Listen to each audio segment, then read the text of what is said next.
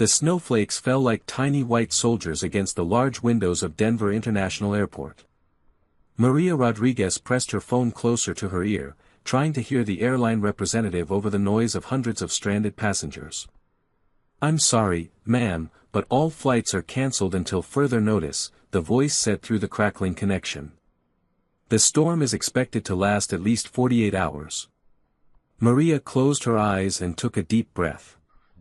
She looked down at her 8-year-old son Ben, who was sitting cross-legged on the cold airport floor, playing with his tablet. His dark hair fell across his forehead as he concentrated on his game, completely unaware of their situation. "Ben, honey," Maria said softly, kneeling down beside him. "We're going to be staying here for a while. The planes can't fly because of the snow." Ben looked up with his bright brown eyes, the same color as his mother's. "How long is a while, Mom?" "Maybe a day or two," Maria replied, trying to keep her voice calm and cheerful.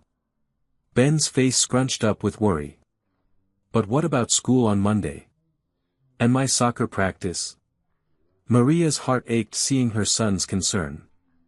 Ever since the divorce 6 months ago, Ben had become anxious about changes in routine. She had worked hard to create stability for him, and now this unexpected delay was throwing everything off schedule. "Don't worry, sweetheart. We'll figure it out," she said, gently stroking his hair. "Think of it as an adventure." The airport terminal was becoming more crowded by the hour. Families sat on the floor with their luggage scattered around them. Children cried from exhaustion and confusion.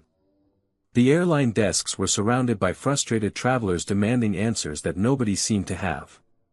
Maria found a quiet corner near the large windows where they could set up their temporary camp. She spread out her coat on the floor and helped Ben arrange his backpack as a pillow. The snow outside was falling heavier now, creating a white curtain that made it impossible to see the runway. "I'm hungry, Mom," Ben said after they had been sitting for an hour. "Let me see what I can find," Maria replied, scanning the terminal for food options.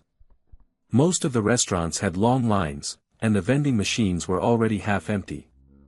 As they walked toward the food court, Ben suddenly stopped and pointed across the terminal.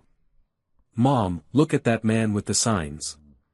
Maria followed her son's gaze and saw a tall man with sandy brown hair sitting quietly in a corner. He was holding a white cardboard sign with neat black writing that said, "Flight to Portland, any updates?" A little girl with curly blonde hair sat beside him, coloring in a book. "Why is he using signs instead of talking?" Ben asked with the innocent curiosity that only children possess. "Maybe he can't hear or speak, honey," Maria explained gently. "Some people communicate in different ways." Ben watched the man with fascination as they got in line for sandwiches.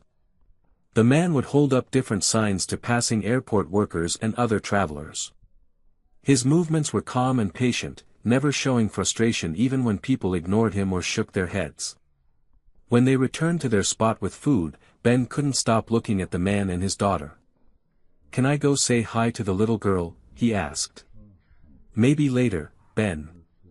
Let's eat first," Maria said, unwrapping their sandwiches. The hours passed slowly. Ben grew restless and began running around their small area, despite Maria's gentle reminders to stay close. Other children in the terminal were doing the same thing, their parents too tired to maintain strict control in the unusual circumstances.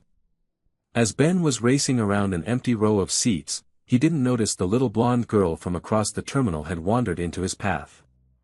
They collided gently, both children tumbling to the ground in a tangle of arms and legs. "Ben!" Maria called out, rushing over to help them up. But before she could reach them, the tall man with the signs was already there.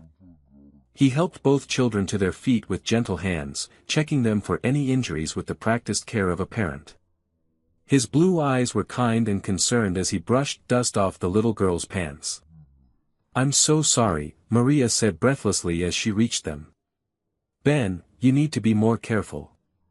The man looked up at Maria and smiled. He reached into his pocket and pulled out a small notebook and pen. He wrote quickly and showed her the page, "Kids will be kids. No worries at all." Is he okay? Maria felt a warm surprise at his thoughtful response. In her high-stress world of business meetings and corporate demands, such gentle understanding was rare. He's fine, thank you, she said, speaking clearly while facing him so he could read her lips. I'm Maria, and this is Ben. The man wrote again, I'm Paul, and this is my daughter Amy. Nice to meet you both. Ben, who had been quiet during the exchange, suddenly stepped forward. Why do you write instead of talking? He asked with his typical directness. Maria felt embarrassed by her son's blunt question, but Paul just smiled wider. He wrote, I was born deaf. I can't hear sounds, so I use my hands and eyes to talk. Want to learn? Ben's eyes lit up with excitement. Yes. Can you teach me? Paul nodded and showed Ben how to sign, hello, with his hands. Ben tried to copy the movement, getting it wrong several times before Paul gently corrected his hand position. Amy giggled and showed Ben the right way to do it. This is so cool. Ben exclaimed, practicing the sign over and over. Maria watched the interaction with growing admiration. Paul was patient and encouraging with Ben, treating his questions with respect rather than annoyance. She could see that Amy adored her father, staying close to his side but welcoming Ben's friendship with shy smiles. As the afternoon wore on, the two families naturally stayed near each other. Paul shared his phone charger when Maria's died, and Maria offered some of her snacks when she noticed Amy looking hungry. The children played simple games together, with Ben learning more sign language and Amy teaching him to draw flowers like the ones in her coloring book. How long have you been traveling with just Amy? Maria asked, writing the question in Paul's notebook when the children were busy playing. Paul wrote back, 2 years now. Her mom passed away when Amy was 4. It's been just us since then. Maria felt her heart clench with sympathy. She wrote, I'm sorry for your loss. I can see she loves you very much. Thank you. Being a single parent is hard, but she makes it worth everything. What about you and Ben? Maria hesitated before writing, divorced 6 months ago. Ben's been having a tough time adjusting. You're very good with him. Paul looked over at Ben, who was carefully practicing the sign for friend that Amy had taught him. He wrote, he's a good kid. Just needs to feel safe and understood. Those simple words hit Maria harder than she expected. In all the months of therapy and adjustment since the divorce, no one had described Ben's needs so simply and accurately. As evening approached, the airport became quieter but more uncomfortable. Many passengers had claimed spots on benches or found corners to curl up in. The temperature had dropped, and the heating system was struggling to keep up with the constant opening of doors as airport workers came and went. Ben had fallen asleep using Maria's purse as a pillow, exhausted from the day's excitement and new friendship. Amy was curled up against Paul's side, her coloring book forgotten on her lap. Maria found herself studying Paul's face in the dim terminal lighting. There was something peaceful about him, despite being stranded far from home with a young child. He didn't seem stressed or angry like many of the other passengers. Instead, he appeared alert and observant, his eyes frequently scanning their surroundings. Thank you for being so kind to Ben today, she wrote when she caught his attention. Paul smiled and wrote back, thank you for letting him play with Amy. She doesn't get to interact with other children much when we travel. Do you travel often for work? Yes. I'm a security consultant. I help businesses improve their safety systems. Maria was surprised. She had assumed he might work in a field related to deaf services or education. That must be interesting work. It is. Being deaf actually helps sometimes. I notice things other people miss because I rely more on watching and observing. As if to demonstrate his point, Paul suddenly became very still, his attention focused on something across the terminal. Maria followed his gaze but couldn't see anything unusual, just the typical scene of tired travelers and airport staff. Paul reached for his notebook and wrote something quickly, but then seemed to reconsider and erased it. He looked at Maria with a more serious expression than she had seen from him all day. "Is everything okay?" she asked, speaking slowly so he could read her lips. Paul glanced toward the children, making sure they were still asleep, then wrote carefully, "Probably nothing. Just noticed someone acting strangely. Old habit from my job." Maria felt a small chill that had nothing to do with the cold terminal. "Should we be worried?" Paul studied her face for a moment, then wrote, "Not worried, just aware. I'll keep watching. Try to get some rest." But as Maria settled down next to Ben, pulling her coat over both of them, she couldn't shake the feeling that their unexpected shelter at the airport might become something more complicated than just waiting out a storm. She looked over at Paul, who was still awake, his alert eyes moving constantly around the terminal, and realized that this quiet, gentle man might be the exact person they needed watching over them. The snow continued falling outside, trapping them all in this strange temporary world where a deaf single father and a busy CEO had found an unlikely connection, and where Ben had discovered that communication could happen in ways he had never imagined. The next morning brought no relief from the storm. Maria woke up with a stiff neck from sleeping on the airport floor, but Ben seemed surprisingly refreshed and excited to continue his sign language lessons with Amy. Paul was already awake when Maria opened her eyes, sitting quietly with a cup of coffee and his notebook. He had somehow managed to get breakfast for both children without waking either parent. Amy and Ben were sharing a box of cereal and giggling softly over Amy's drawings. "Good morning," Maria said, speaking clearly so Paul could read her lips. He smiled and wrote in his notebook, "Coffee is from the machine near gate B12. Not great, but it helps. Kids have been awake for an hour but stayed quiet." Maria felt touched by his consideration. "Thank you. You didn't have to get them breakfast. They were hungry. Amy knows how to order food with gestures when I'm not around." As Maria sipped her coffee, she noticed Paul's attention kept drifting to a man sitting about 30 feet away. The man was well dressed in an expensive suit and tie, despite the casual circumstances. He had neat gray hair and carried a leather briefcase that never left his side. "Is that the person you were watching last night?" Maria wrote in Paul's notebook. Paul nodded and wrote back, "Robert Williams. Heard him give his name to airline staff. Says he's traveling alone on business. What's strange about that?" Paul hesitated before writing his response, "Small things. Body language doesn't match his story. Keeps checking his phone but says he has no family. Claims to be going to Seattle but his luggage tags say Portland." Maria studied the man more carefully. To her, he looked like any other business traveler, perhaps a little tired and frustrated by the delay. Maybe he changed his destination. Maybe. But he's been taking pictures.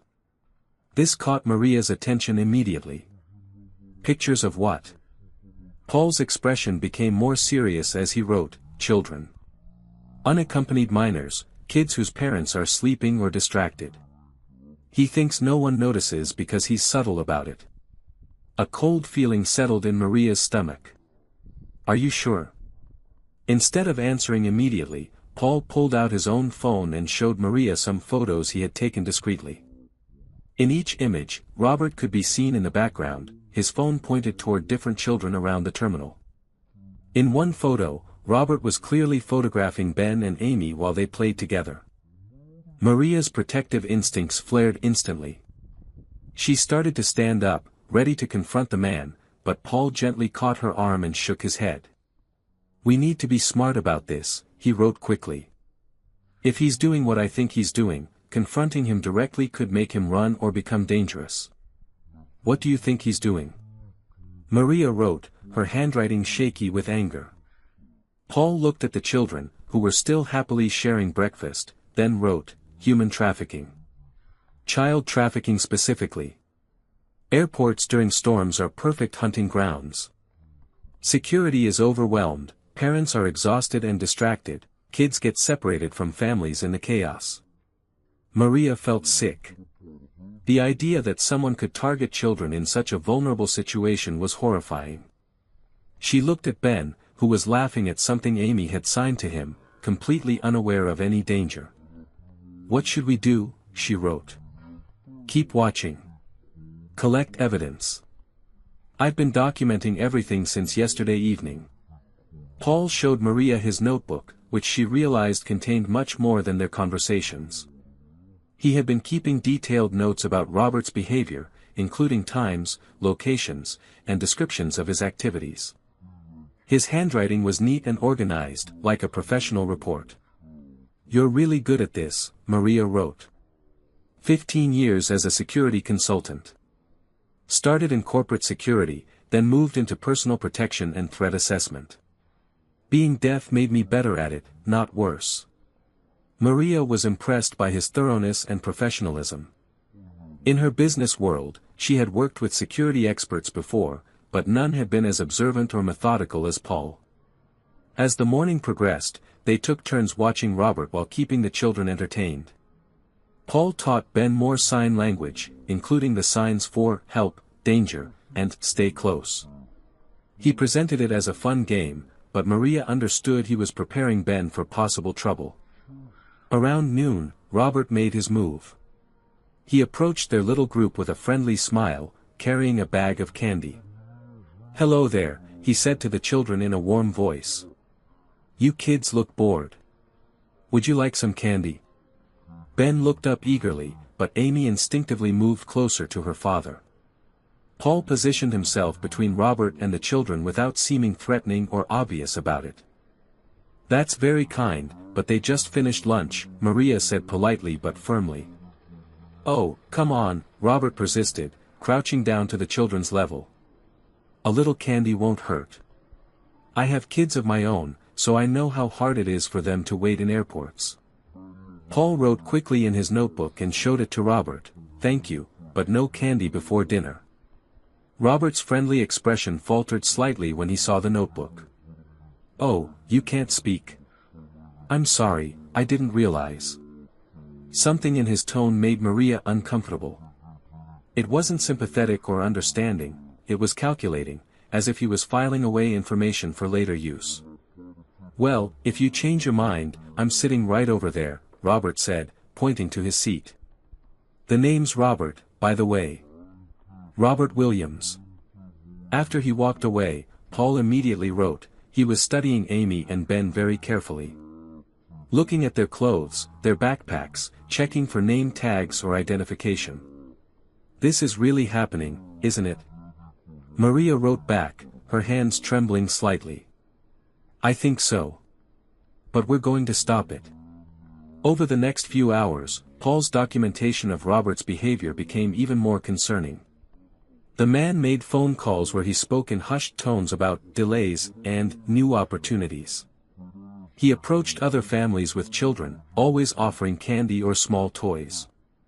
Most parents politely declined, but a few allowed their children to accept his gifts. Paul noted each interaction in his notebook, along with descriptions of the families Robert seemed most interested in. Maria watched him work and realized she was seeing a true professional in action. His disability didn't limit his abilities, it had actually enhanced his skills in ways that hearing people might not understand. "How do you remember all these details?" she wrote during a quiet moment. "When you can't rely on hearing conversations or phone calls, you learn to read everything else. Body language, facial expressions, patterns of behavior.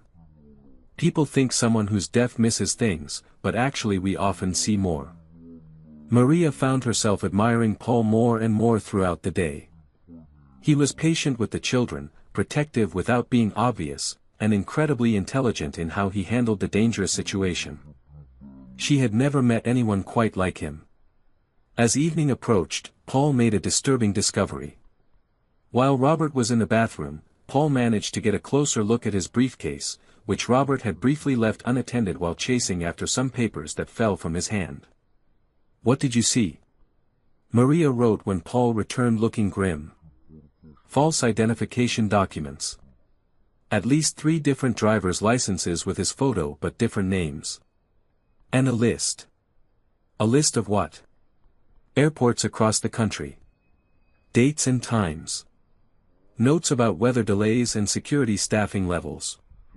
Maria felt her blood run cold. He's done this before. Many times, I think. This isn't random or opportunistic. It's organized and planned. The weight of their discovery settled over them both. They were trapped in an airport with a dangerous criminal who was actively hunting children, including their own kids. Airport security was overwhelmed with managing thousands of stranded passengers, and local police were focused on storm-related emergencies throughout the city. "We have to tell someone," Maria wrote. "We will. But we need solid evidence first." Airport security gets hundreds of complaints during situations like this. If we're going to accuse someone of child trafficking, we need proof that will make them take us seriously immediately. Paul was right, and Maria knew it. In her business experience, she had learned that serious accusations required serious evidence, especially when authorities were already under stress. "What's our plan?" she wrote. Paul looked over at Ben and Amy, who had fallen asleep together using Amy's backpack as a pillow. His expression was determined but calm. "We watch. We document. And we protect our children until we have enough evidence to stop him permanently." As the second night in the airport began, Maria realized that their accidental meeting with Paul had become something much more significant than a chance encounter between stranded families. He wasn't just a kind man who had befriended her son, he was potentially the only person standing between a dangerous criminal and the innocent children trapped in the airport. The storm outside continued to rage, but inside the terminal, a different kind of storm was building. And Maria knew that Paul's silent observations might be the key to protecting not just Ben and Amy, but all the vulnerable children who had no idea they were being hunted. She looked at Paul, who was calmly writing in his notebook despite the gravity of their situation, and felt grateful that fate had placed them in the path of someone so capable and brave. Tomorrow, they would need to take action. Tonight, they would stand guard. The third morning brought devastating news. The storm had worsened overnight, and all airport operations would remain suspended for at least another full day. The terminal was now overcrowded with nearly 3,000 stranded passengers, and the airport staff was struggling to maintain order and basic services. Maria woke up to find Paul already alert, his notebook filled with fresh observations from the night. He had taken shifts watching Robert while she slept, documenting the man's late-night activities. "What happened?" she wrote, noticing the tension in Paul's face. Paul's response made her stomach drop. Robert made contact with someone outside. Phone call at 2 a.m. He gave descriptions of specific children, including Ben and Amy. Said he had identified several candidates and would proceed with collection once the storm clears. Maria's hands shook as she read the words. This was no longer just suspicious behavior, it was an active threat against their children and others in the terminal. "We have to tell security now," she wrote urgently. Paul nodded but looked conflicted. He wrote, "Security office is overwhelmed. 3 officers for 3,000 people. I tried to approach them last night but they were handling a medical emergency. They told me to write down my concern and they would get to it when possible." "This can't wait for when possible," Maria wrote back, her anger and fear making her handwriting sharp and urgent. Paul looked toward the children, who were still asleep, then at Robert, who was talking on his phone again while walking around the terminal. Paul's expression became resolute, and Maria saw him make a decision that she sensed was difficult for him. He wrote one final note in his notebook: "I need to do something I normally avoid. Will you help me?" "Anything," Maria wrote immediately. Paul stood up and gently woke Amy, signing something to her that made her nod seriously. Then he approached Ben and spoke aloud for the first time since Maria had met him. "Ben, wake up buddy. I need you and Amy to stay right here with your mom. Don't move until we come back, okay?" Ben's eyes widened in surprise at hearing Paul's voice, which was clear and gentle despite not being used often. "You can talk." "Yes, I can. But right now, I need you to be very brave and do exactly what your mom tells you. Can you do that for me?" Ben nodded, sensing the seriousness in Paul's tone. Paul turned to Maria and spoke again, his voice quiet but determined.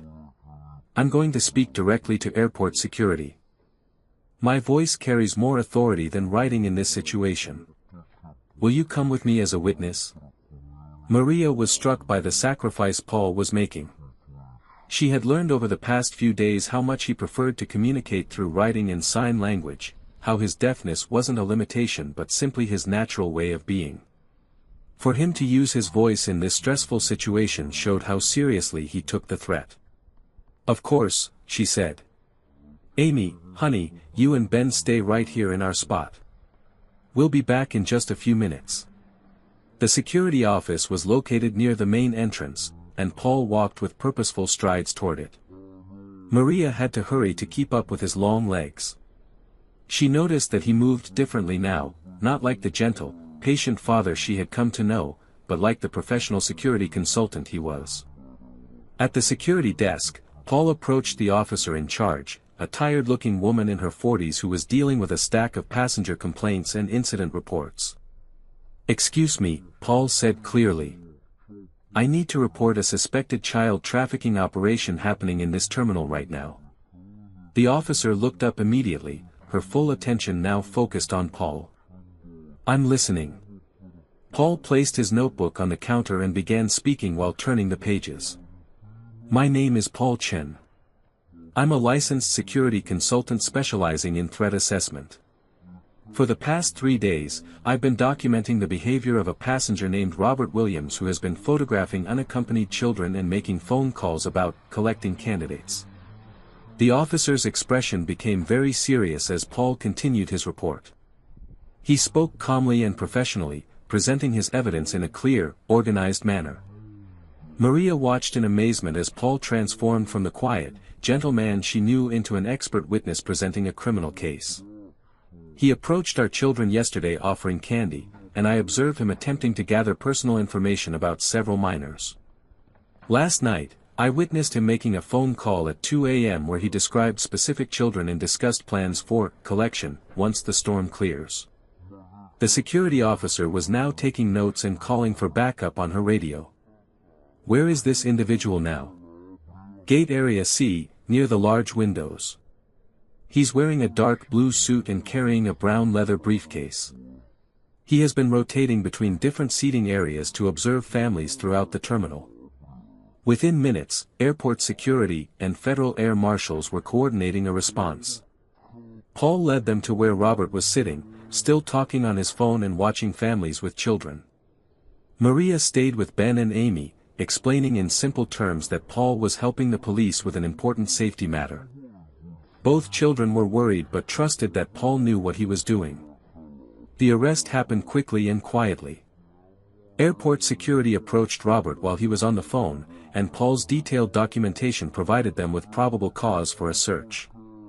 When they opened Robert's briefcase, they found exactly what Paul had suspected: false identification documents, a list of airports and optimal trafficking conditions, and most damning of all, photographs of children from multiple airports across the country. Robert's phone contained text messages and call logs that revealed a larger network of criminals who targeted children during travel disruptions. The federal authorities who took over the case told Paul that his observations and evidence had potentially saved dozens of children and helped uncover a trafficking ring that had been operating for several years. When Paul returned to their corner of the terminal, he was exhausted but relieved. Ben and Amy ran to him, and he knelt down to hug them both. "Is the bad man gone?" Amy signed to her father. "Yes, sweetheart. He can't hurt anyone now," Paul signed back, then spoke the words aloud for Ben's benefit. "You were so brave, Paul," Ben said with admiration. "You saved everyone." Paul smiled and ruffled Ben's hair. "We all kept each other safe. That's what families do." The word families hung in the air, and Maria felt her heart skip. Over the past 3 days, that's exactly what they had become, a family. Not by blood or law, but by choice and protection and care. Later that afternoon, as airport crews finally began clearing the runways, Paul and Maria found themselves talking more openly than they had since meeting. Why don't you speak more often? Maria asked gently. Your voice is lovely. Paul considered his answer carefully. Being deaf isn't something I need to fix or overcome. It's part of who I am. I use my voice when it's necessary or helpful, but I'm most comfortable communicating the way that feels natural to me. Amy understands this. I think I'm beginning to understand it too, Maria said. Ben has learned more about communication in 3 days with you than in months of school. He's a smart kid.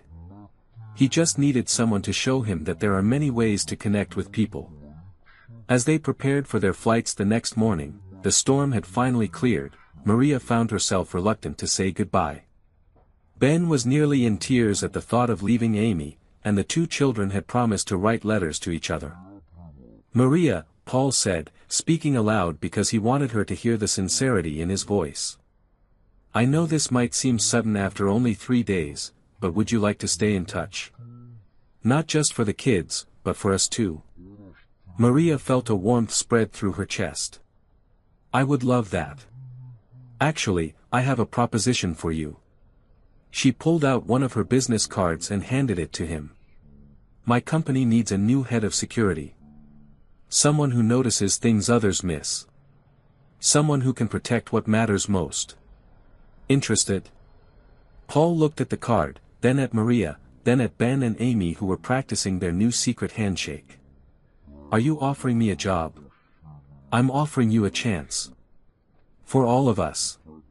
6 months later, Paul had moved his consulting business to Maria's city and accepted the position as director of security for her company. But more importantly, their families had grown together in ways none of them had expected. Ben had become fluent in basic sign language and was teaching it to his classmates at school. Amy had gained confidence and openness, blooming under the attention of her new extended family. Maria had learned that love could develop quietly and strongly, like the patient way Paul had watched over them all. Paul had discovered that his voice, both literal and metaphorical, was powerful when used to protect others, and that his deafness had given him gifts that made him exceptionally good at keeping people safe.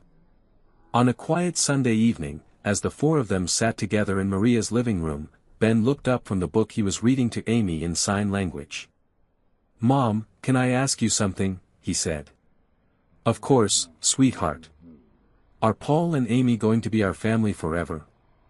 Maria looked at Paul, who was smiling as he watched his daughter giggle at Ben's dramatic storytelling in sign language. Yes, Ben, she said simply. I think they are. Sometimes the most beautiful connections come from the most unexpected places, and sometimes being stranded in a snowstorm leads not just to safety, but to home.